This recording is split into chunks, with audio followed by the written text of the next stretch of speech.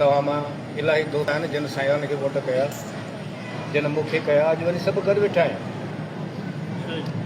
ऐं असांजो मर्कज़ी सतह ते बि ईअं ई थियणु खपंदो हो त इलेक्शन खां पोइ, पर जीअं असांजे सीनियर दोस्त मोहतरम साईं ममताज़ सुमरी ॻाल्हि कई त अहिड़ियूं धुरियूं आहिनि जेके असांखे गॾिजण ॾींदियूं ई कोन। बहरहाल हाजी साहब खे तव्हां सां ॻाल्हाइणो आहे, मां तमामु मुख़्तसर थो कयां, मौक़े जी मुनासिबत सां अॼु मूंखे ॻाल्हाइणो घणो कुझु हुयो, पर साईं हाजी साहब तव्हां उस्तादनि जे मसइलनि जे लाइ जेका तहरीक शुरू कई आहे, असीं दिलवजान सां तव्हां सां उन तहरीक में गॾु आहियूं। इनशा ताला असां तव्हां सां 10 फरवरी ते बि गॾु हूंदासीं। ऐं तव्हां साम्हूं वेठल दोस्तनि खे मां मुदबाना गुज़ारिश थो कयां त सिर्फ़ु फेसबुक ते लिखण सां, ग्रुपनि में लिखण सां, फेसबुक ते वाह वाह करण सां तव्हांजा मसइला हल कोन थींदव। नतीजनि रिज़ल्ट इहो ई मिलंदो जेको सदाईं मिलंदो आयो आहे। ऐं पोइ तव्हां वरी साॻा दोस्त वेठा फेसबुक ते, सोशल मीडिया ते वरी तनक़ीदूं बि कंदव। हिकिड़ा त चवंदा मर्कज़ी अॻुवान खपी आहे, ॿिया चवंदा था कुझु कोन कयूं भॼी आया। उन जो सबबु इहो थियो त तव्हां पाण जिस्मानी तौर ते असां सां कराची में गॾु हुजो। हाणे मसइलनि जो हल तव्हां उस्तादनि जे हथ में आहे। जेकॾहिं तव्हां उस्ताद चाहियो था त सिंध जे उस्ताद जो मसइलो हल थिए त तव्हां वाइदो कयो त तव्हां कराची प्रेस क्लब ते 10 तारीख़ ते हूंदव। साईं इनशाला दोस्त चवनि था भला तव्हां अॼु पंहिंजी दिलि ते हथु रखी पंहिंजो पाण सां इहो वाइदो करे हथ त मथे खणो। मां बि ॾिसां ताल के मेहर जे उस्तादनि खे अब्दुल थोरो हथु मथे मां कंहिंखे बि हिट कोन थो कयां, पर सॼी ज़िंदगी तहरीकूं हलायूं आहिनि। हिननि 4 सालनि में बि 2 वॾा एहतजाजी मुज़ाहिरा, हिकिड़ो त थी गुज़रियो, ॿियो अध में रुकिजी वियो। हाजी साहब शायदि वेठो आहे। जॾहिं बि कराची जे रोडनि ते वञूं था, भली केरु लखनि जी दावा करे, पर यकीननि 5000 खां मथे माण्हू कोन हूंदा आहिनि। मेंबर तव्हां वटि 1.5 लख हुजनि, अचनि 5000। उतां वरी जेॾी महिल पाण प्रेस क्लब खां निकिरी CM हाउस वञूं त हिकिड़ा दुकाननि जे पासे में, हिकिड़ा शटरनि जे हेठां, पोइ मुंहिंजी बि जहिड़ा मूं जहिड़ा माण्हू वरी लाउड ते वाइस कंदा था अॻिते हलो। अॻिते हलण लाइ 150 माण्हू बि कोन हूंदो आहे। अदा जेकॾहिं घर छॾे तव्हां कराची था हलो, 2 लठियूं त ॿारनि खे घेड़े में छॾाईंदे बि लॻी वेंदियूं न। मुड़ुसु आयो, मर्द माण्हू आहे, जेकॾहिं 2 लठियूं लॻियूं त ख़ैरु आहे। जेकॾहिं लठियूं नथा खाओ, तव्हांखे तशदुद नथो थिए, तव्हां जिस्मानी तौर ते जेकॾहिं क़ुर्बानी नथा ॾियो त पोइ इहे मसइला तव्हांजे लाइ वधंदा न की खुटंदा। जेकॾहिं सिंध जो उस्ताद चाहे थो त सिंध जे उस्तादनि जो मसइलो हल थिए त सिंध जे उस्तादनि खे कराची में फिज़िकली उते पहुचणो पवंदो ऐं उते हर तकलीफ़ सहण जे लाइ तयारु हूंदव। उते फाहो कोन ॾींदा, सिधियूं गोलियूं कोन हणंदा, रस्ता रोकींदा, शेलिंग कंदा, पाणी हणंदा, आंसू गैस हणंदा। इहा का नई ॻाल्हि त कान्हे, इहा पुराणी आहे, अॻु बि सठी अथऊं, हाणे बि सहंदासीं। पर जेकॾहिं मसइला हल कराइणा अथव त तव्हां उस्तादनि खे उन में भरपूर साथ ॾियणो पवंदो। तव्हां दोस्तनि जी महिरबानी। मां वरी बि हाजी साहब खे मेड़ अचण ते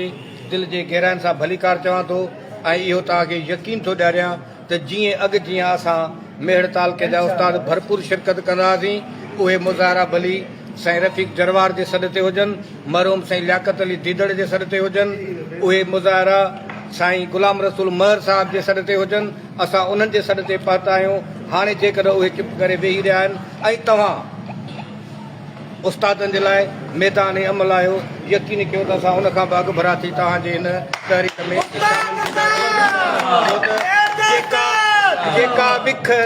जेका विख उस्तादनि जे हक़नि जे हासिलात लाइ उथंदी, पाण उन जो हिसो रहंदासीं। तव्हां दोस्तनि जी वॾी महिरबानी। वॾी महिरबानी।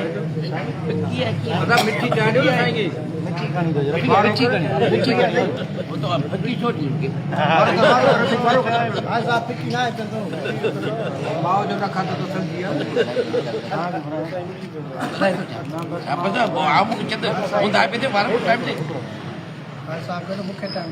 उस्ताद बेटे आलम हाजी शफी मोहम्मद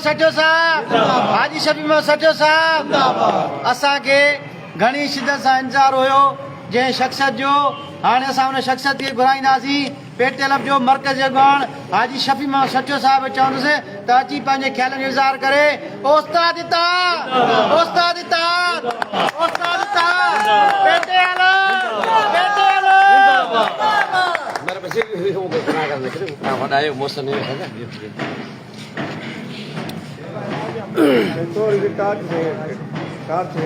पहिरीं तां मेड़ जे सभिनी उस्तादनि खां माज़रत खां माफ़ी थो वठां त लेट थी वियुसि उन वॾे में वॾो सबबु इहो आहे त इलाही सारा दोस्त जिन हुज कई त असां 2 मिंट असां वटि बीहो 2 मिंट असां वटि बीहो 2 मिंट असां वटि बीहो उन खां पोइ वरी हिते 130 ते मुंहिंजे ड्राइवर गाॾी हलाई हे चालान मुंहिंजे हथ में आहे हे 500 चालान जी समत खां वठंदुसि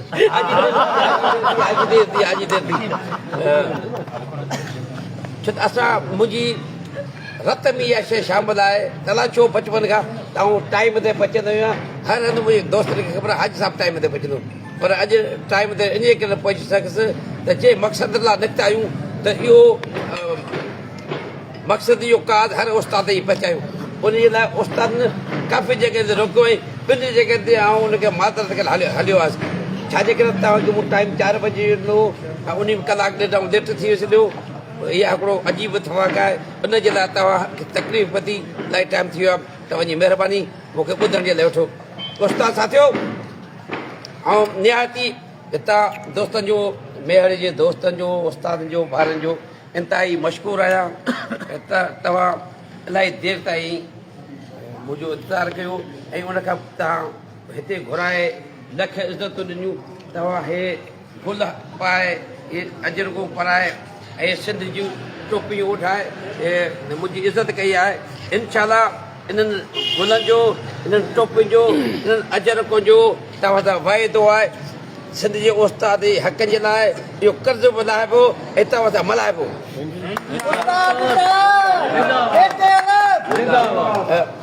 ऐं निहायती शुक्रगुज़ार आहे मुंहिंजे बहादुर भाउ साईं अब्दुल समद बुगियो साईं मुजाहिद सुमरो मुंहिंजो प्यारो भाउ साईं एजाज़ अहमद चाजो साईं एजाज़ मंगी साहिबु मुंहिंजो भाउ साईं नियाज़ सुमरो मुंहिंजो भाउ साईं अलाह जो लाचारी साईं रफ़ीक अहमद जोकियो साईं शरफात अहमद मैसर जिन जा नाला विसरी विया आहिनि जा लिखल बि इलाही नाला लिखनि सभु उस्ताद साथियो अस्सलाम वालेकुम जी उस्ताद ऐं अॼु तव्हां मेहर सॼी सिंध में उन लाइ निकितल आहियां त सच पुछो मुंहिंजी तबियत बि सही न आहे इन में को वधा न आहे न को कोन थो ॻाल्हायां पर गुज़िरियल 4 सालनि खां सिंध जे उस्तादनि सां जेको ज़ुल्म थियो आहे सिंध जी तइलीम सां जेतिरो ज़ुल्म थियो आहे 70 सालनि में इहो कॾहिं बि ज़ुल्म न थियो त थोरो पासे थी पियो पोइ उस्ताद 2 मिंट ॾिसां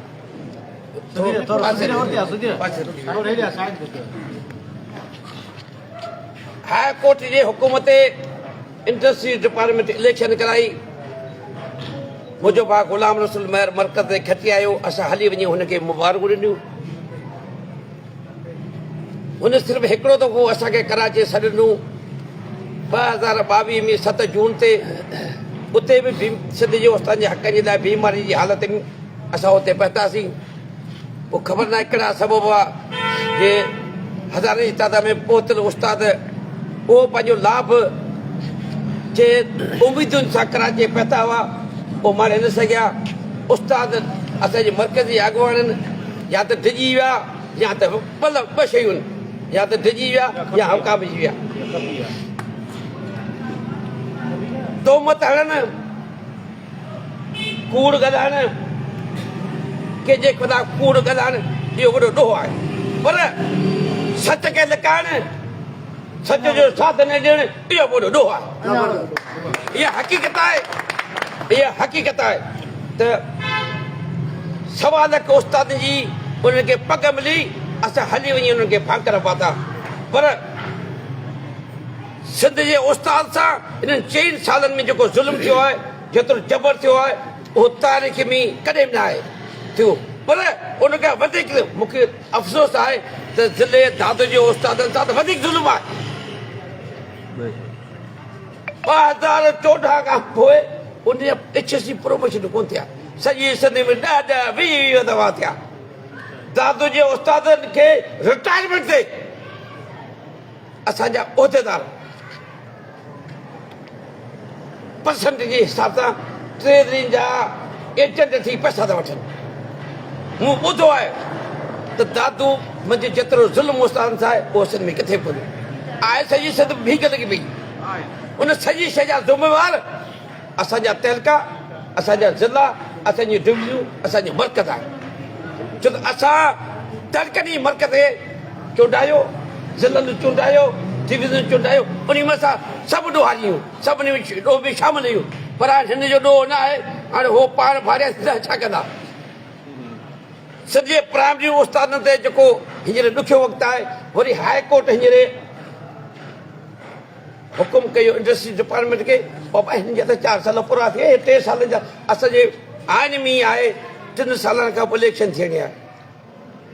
जेके बि ताईं साईं सीनियर आहे पंहिंजो पीरियड 3 साल थींदा पूरो थींदा इलेक्शन थींदी आहे सिर्फ़ु हिकिड़े दफ़ा पीर ॻोठ में साईं इंतज़ार छॾी गया साईं रफ़ी गवर्नर गॾु हिकिड़ो साल वधायो तंद्री मथे बंदिश लॻी इनजे करे हींअर हाई कोर्ट इंडस्ट्री डिपार्टमेंट चवंदो आहे हाणे केरु बोतेदार कोन्हे ऐं उन्हनि हुकुम कयो त बाबा इलेक्शन जी निगरानी जे लाइ 3 नाला साईं मेयर साहिब ॾे 3 नाला जतोई साहिब ॾे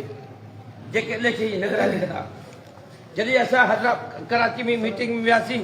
त साईं मेयर साहिब चइबो आउं नालो त कोन ॾिस मुंहिंजी इलेक्शन कमेटी बि चूंडियल आहे ऐं वर्किंग कमेटी फ़ैसिलो कयो बहरहाल हाणे साईं पाण वञी हैदराबाद में हींअर मीटिंग थी उन में 3 नाला ॾेई आयो ऐं पाण तस्लीम करे हाणे बाबा आशेवा खे कोन्हे ऐं उहो 2 तारीख़ ते सिंध जे उस्ताद जी जेका इलेक्शन कमेटी आहे उहा इनशाला जुड़ी वेंदी उहो नाला हुननि घुरिया आहिनि जेकॾहिं दोस्त पाण में गॾिजी सॼी नाला ॾींदा त ठीकु आहे न त उहो पाणी चूंडे छॾींदा इलेक्शन मर्कज़ वारा इंडस्ट्री वारा माना हाणे तक़रीबन 2 महीना थी विया आहिनि केरु बि उहिदेदार न आहे सभु पंहिंजो पीरियड पूरो करे हूअं त 18 अक्टूबर 2024 ते 2023 ते पंहिंजो पीरियड पूरो थी चुको तहलकनि जो ज़िलनि जो सभिनी जो पर पोइ दोस्त इलेक्शन अनाउंस न कई हाणे पोइ मूं सोचियो ही मौक़ो हाणे ही मौक़ो आहे त सिंध जा जेके उस्ताद जा मसइला आहिनि सिंध जे उस्ताद तइलीम सां जेके मसइला अॻे उनजे लाइ जदोजहद कजे सिंध जे उस्ताद